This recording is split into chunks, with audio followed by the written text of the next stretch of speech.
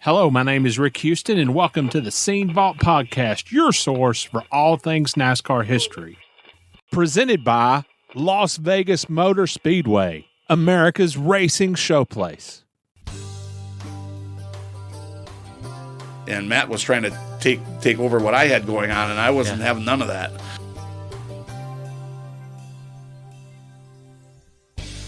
We surely didn't understand the financial end of this thing, to what it costs to go run these races and what engines cost, tires cost, people. I mean, we surely didn't understand we needed a full load of people to go to these races. We were going to come down here with one or two guys, and we were going to go racing. And I don't think people even talked about it. I think there are a lot of guys that drove with these things and never discussed it. They just dealt with it, and same as I did. I just dealt with it. And that was a mark of a tough guy. Well, I don't know, tough or stupid. The day NASCAR and all of us associated in any way with NASCAR forget its past, that's the day we don't have any future. Well, just to get started off with, I know that your dad raced for a long time up in Wisconsin. Was there ever any chance that you would do something other than racing?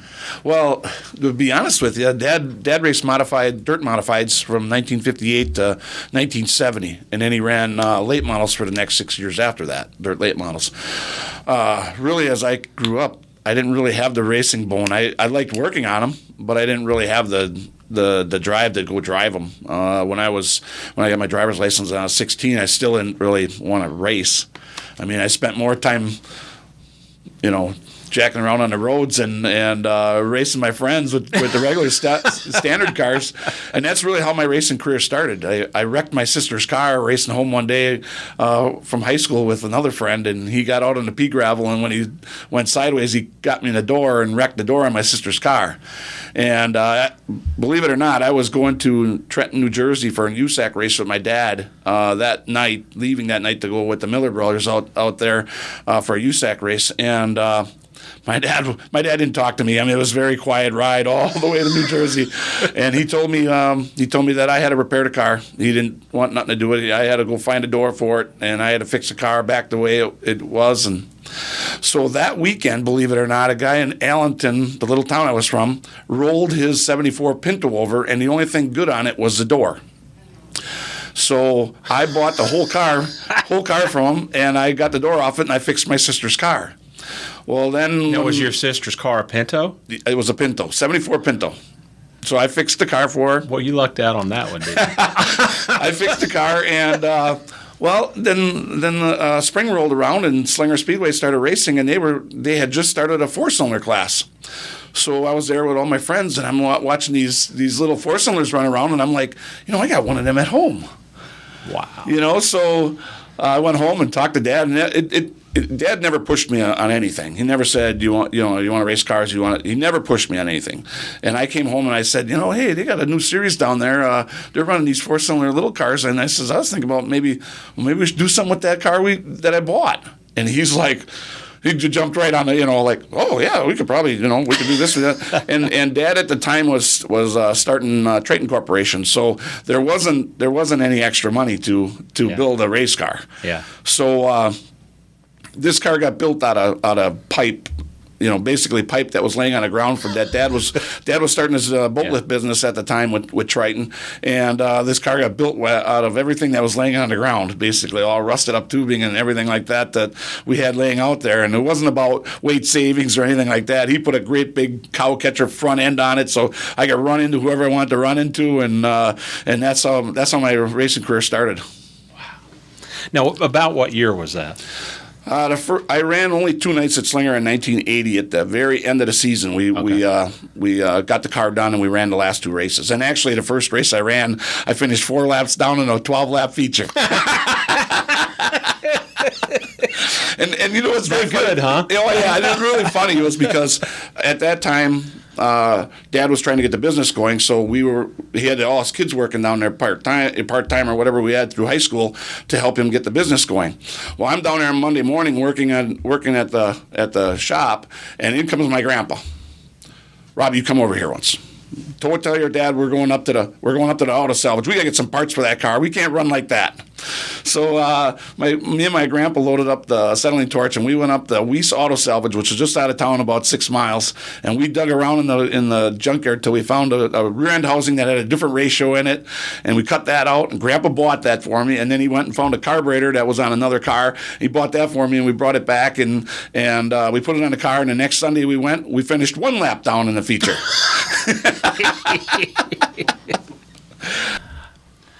So let's go ahead and set the stage. You talked about your dad a little bit, but tell me about your mom and dad. Well, her name's Alice. Right. My mom and dad are John. John and Alice Reiser, and I have 4 sisters: Roxanne, Rochelle, Rhonda, and Renee. And I'm the second oldest in a group of 5. And the only boy? And the only boy. Okay. Yeah. So, my mom and dad did a lot for all us kids, and made sure we all had opportunities to do everything. But we were a racing family. My Grandpa Elmer and my Grandma Veronica owned my dad's race cars when he was racing. So then when I started racing, obviously my grandpa and my dad and all my sisters, everybody was involved when my racing started. Okay. All right. You won a lot of track and regional championships over the years. At what point did you feel ready to take a shot at the Busch Series? I don't know, Rick. Every time you tried something, it was a challenge. When we started out with the mini stocks, it was a challenge to even get running. Like I said, we finished 4 laps down in the first race, and 2 years later, we won pretty much all the races and won the championship in that series. So then we went out and bought a late model, and once we started running late models, it took a while. It probably took 3-4 years before we started to get competitive where we could race all at several different racetracks. And the 90s, my racing career took off, early part of the 90s, and we won some track championships and some bigger races and the Red, White, and Blue Series and some of that stuff up in Wisconsin. And in 93, what started the idea of trying to go bush racing was Milwaukee got a bush race granted to it. And our sponsor, Bob Fish Pontiac, at the time was very big in Wisconsin, and he wanted to be at that bush race. So at the end of '92, I was actually racing down here in the Big Ten Series at Concord, and Dad had a little involvement with Alan Kulwicki, and he knew. See, when Alan first started racing, and he was Rookie of the Year in 1973 in Hales Corners Speedway up in Wisconsin, my dad was won the track championship at Hales Corners. Wow! So they knew each other and had a little bit of a relationship. Yeah. Not where they hung out all the time or anything like that, but they knew each other, and so Dad gave him a call and talked to him about the Busch car, and he said, I think the Earnhardts are going to be selling some cars. We'll see what we can put together for you. So at that time, Don Hawk was working for Alan Kulwicki, and Don must have gave Earnhardt a call, and they worked out there was a car for sale, and we were able to purchase that car in the beginning or early part of '93. I actually picked it up when I was racing down here at Concord Speedway. I picked up that car on the way home and took that car home and got it ready for the Busch race at Milwaukee, and that's what started this whole thing.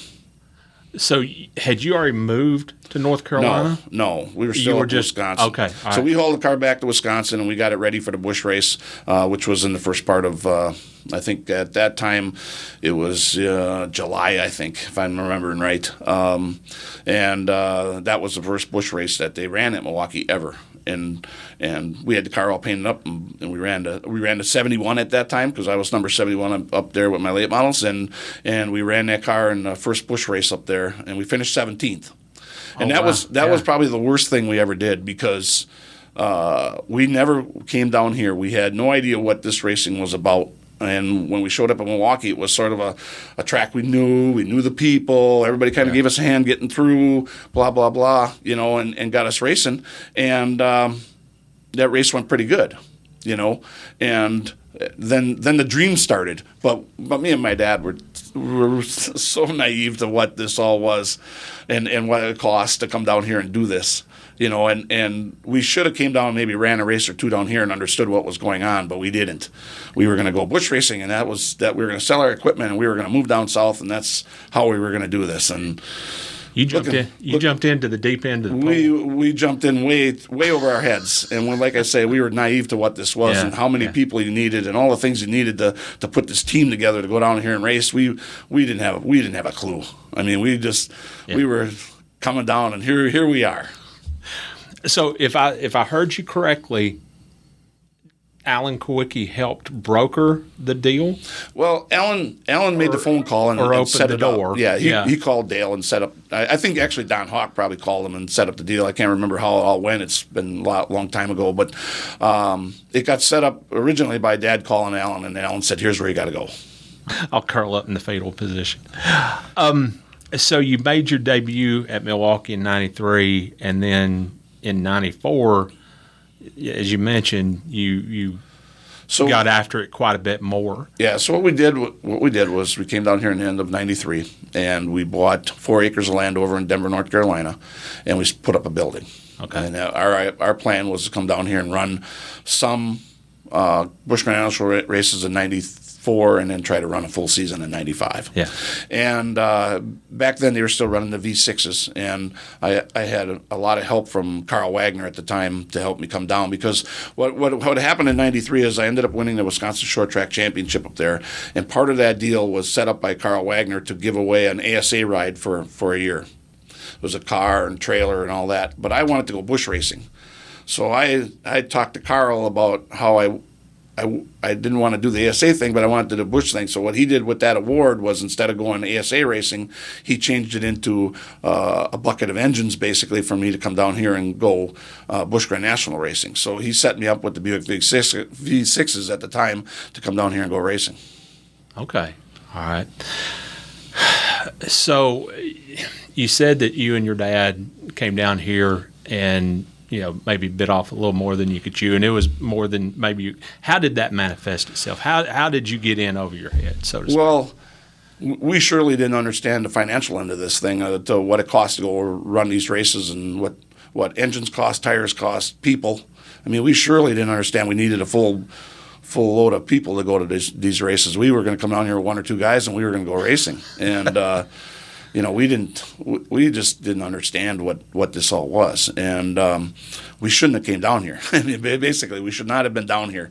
But once we were here, we were, we weren't gonna quit. We were gonna figure out how to do this, and financially, we really couldn't afford it, and we got a little, we had some help from small companies when we first came down, and we ran a couple races. I think we ran 10 races in '94, and then our plan was to try to go race 95 a full season. And at that time they were changing the rules and going to a 9-to-1 engine and some of that in the Busch Series. So it was kind of fitting what we kind of knew a little bit with the 9-to-1s from what we raced in the late model series up by us. Okay, all right. Now, if I read it correctly, that same year you also apparently went after the late model track championship at Madison? No. In 94? No. It was on the internet. It has to be true. When I ran at Madison every week, I was still up in Wisconsin, and so I won the Madison Track Championship in 1993. Okay. And that was over to hometown hero Matt Kenseth. Okay, all right. So you and Matt are going after each other for the 93 track championship at Madison. Were the two of you close, or were you kind of slugging it out on the racetrack each week and then going your separate ways? Oh, we didn't get along very good at all. I mean, really, we're not friends. I mean, I shouldn't say we weren't friends. We weren't. We sure didn't hang out a lot together. But it was different than just Madison. We raced when Matt came on the scene. It was more in 1990, and he was coming. And running a lot of the local racetracks, and where I was racing. Yeah. And in the state of Wisconsin, you could run 5 nights a week, wherever you want. We raced against each other a lot. And in the 90s, we raced against, from 90 to 93, we probably raced against each other probably 4 times a week. So, and Matt was a little younger than I was. I was still a younger guy at that time, and a lot of the veteran guys didn't like that the young guys were coming in and taking taking over, you know, and we were working hard to take over. And Matt was trying to take over what I had going on, and I wasn't having none of that. And so we didn't really, you know, me and Matt would stand and talk to each other. My dad and Matt's dad couldn't stand next to each other. Now we get to it. But yeah, it was a. You know, I always gave Matt a hard time because Matt was not much of a qualifier, and he'd always start in Wisconsin had a setup where you fast qualifier start in the back, and you had to work your way to the front. So a lot of the tracks, like Madison especially, they'd have 30-lap features down there, and they'd start 22 cars in the main event. So if you were a fast qualifier, you started 22nd. If you know, and Matt always started on the front 2 or 3 rows. And back then, there were a lot of local guys, Rich Bickle, Brian Reffner. There were a bunch of guys that had come down here that were racing up there at the time. So when you started in the back of that feature, you had to hustle through there, and then when the last 5 laps came, you had to go run Matt down because he was out in front, and you had to go run him down to win the race. And there were a lot of times that we didn't get along. He wanted to take the track. You know, he wanted to use the track up on me, and I would move him over so I could get through there. And we didn't see eye to eye on a lot of those moves. All right, so let's just cut to the chase and ask specifically, what is your best story about racing Matt back then before the two of you got rich and famous? Oh, I don't know. We raced so much together. I don't really know. I guess there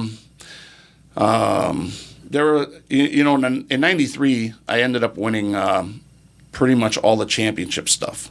I think Matt beat me at the last Wisconsin short track race where he won the race and I finished second. We really didn't battle much though because I had everything on line to lose the championship. I needed to win the championship, so I didn't fight him too hard. I don't think he would remember this, but earlier that year I had gone up to Kaukauna on a Thursday night, and I was driving for Steve Paoli on Thursday nights up there because he had gotten sick and they had asked me to drive his car. So I was running up there on Thursday nights driving their car. So one night Steve had been feeling better and wanted to race his own car, so I took my own car up there, and I had fast time and I won to dash, and in the feature.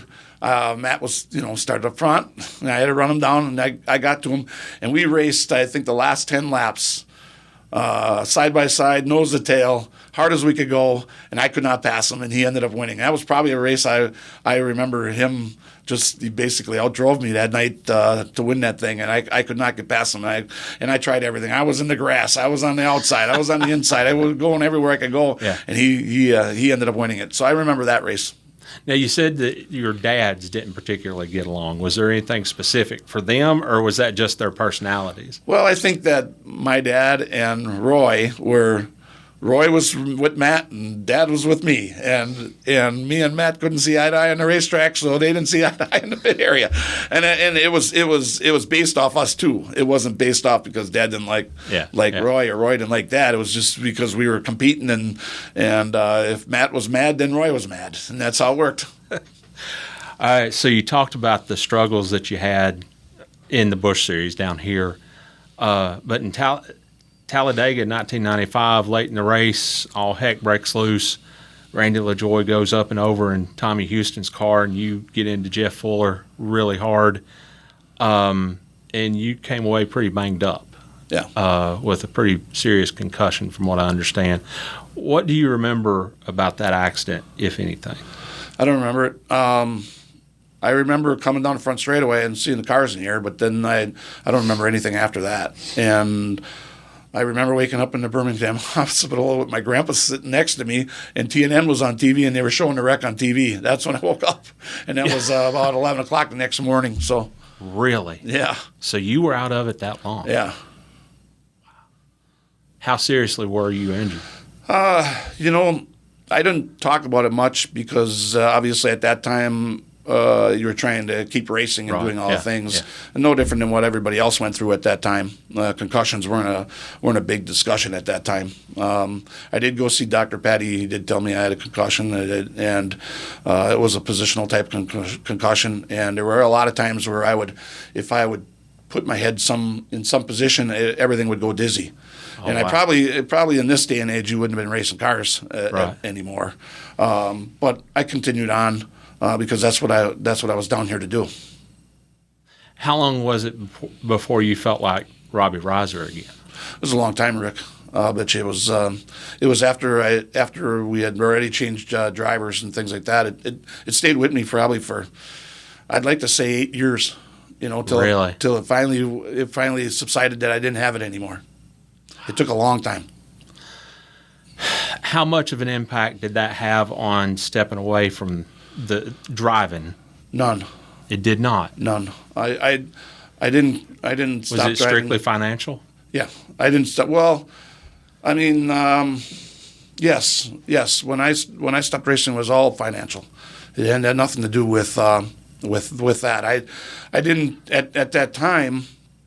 I don't think people even talked about it. I think there are a lot of guys that drove with these things and never discussed it. They just dealt with it, and same as I did. I just dealt with it, and that was a mark of a tough guy.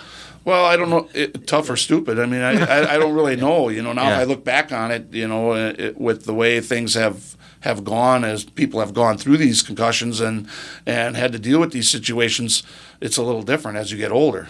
You worry about it a little bit, when you hear about all this stuff. But at that time, it was all about racing, and you wanted to be out there racing, and you didn't worry about that little bit that bothered you. You just figured out how to get past it. Okay. 1997, you got sponsorship from Kraft, and Tim Bender is your driver going into the season. How did he come into the picture? Well, you got to step back a little bit to 96. 96, we pretty much shut the team down because we had no money to race it anymore. But when I say we shut it down, we basically closed the doors and let the cars sit and everything sitting there. So the team was fully built up with cars and equipment and everything needed to go racing. We just didn't have the money to go racing, so we parked everything. And I ran a few races for the truck series and a couple here and there where people asked me to, And for work, I was basically putting piers and boat lifts and stuff in Lake Norman for Ricky Rudd, Jimmy Spencer, Really? whoever would call me. I'd go over and that was my job. And one of the guys on the team, Russ Strupp, who stayed with me down here, Russ, we all worked together. and me and Russ would get out there and we'd take our buckets and go out there and put stuff in Lake Norman. Well, the middle of July, we got a phone call from Fred Wanke, and Fred said they were starting Virtue Racing. And they had a sponsor, Smoky Mountain Chew, and Hut Strickland was going to run 5 races for Virtues. Okay. Yeah. And would you guys come and crew the car? I need help. All right. Well, we didn't have nothing going on, so me and Matt headed over to Talladega. We were supposed to meet Fred there at noon. And you and Russ, or me and Russ both. Okay. Right. So we went over so that's what started this whole thing. We went to Talladega and started working for Virtue Racing. Okay. And they had a 5 race schedule, and they were going to run that, and we were going to help. Well, the first race that they showed up at Darlington or at Talladega, the car wasn't quite finished, and a lot of things weren't done. So we worked our tails off that weekend to get the car ready to go through tech and up on the racetrack. And then we had gone and had a discussion with Virtues and said we would like to. If you want us to work on a car, we need to come over and get the cars prepared before we go to the racetrack. And so we started doing that over in Pinehurst. So we were living out of a motel basically in July and working on cars and helping to get ready for it. I think we went and ran Michigan, we ran Darlington. And then the thing started a little bit unravel because we went to Charlotte and we were working on the car. And Hut ran practice, and then all of a sudden Hut was gone. And Fred came over and said, "What are you doing? You need to go up in the truck and see if you fit in the driver's suit." I'm like, "Well, what are we doing here?" He says, "Well, Hut's not going to drive the car. You need to get in and drive the car." I said, "Well, practice is over. We haven't even qualified the thing." He says, "Let's just go out there and make a qualifying lap." And that's back when they had the hooligan race. Yeah. So I hadn't driven a car in 6 months. I was basically out. So I jumped in there and made a lap. I think we missed the show by one car, so we were in the hooligan race. And then I think I was running fourth, and Elliott Sadler spun. I can't remember who it was. I think Rodney Combs spun him out, and I got slowed up and Dennis Setzer piled me in the back and tore the back of the car off. And so to make the story short, anyway, they came back and said, hey, we're going to need you to drive the car at the next race at Miami. And I said, okay, if that's what you want me to do, I'll go do that. And so we loaded everything up and put it in the trailer, and then they had a falling out at Virtues, and they weren't going to run the car. But Kathy had said that they had Kathy Virtue, the marketing person, said that they had sponsorship for the next year and mentioned this Kraft Foods account.